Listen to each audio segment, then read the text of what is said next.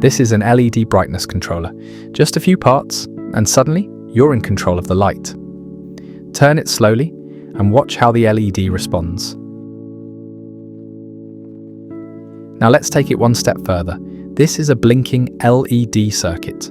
One LED, a resistor, a transistor, and a capacitor.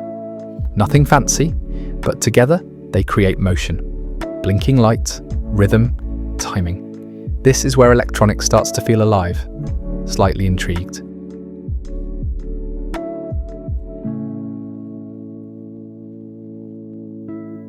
And now, my favorite part. This is a photodiode and an LED. Only two components, but here's the cool thing. It can receive signals from almost any remote control. Press a button and the LED lights up. Light talking to light, simple and kind of magical.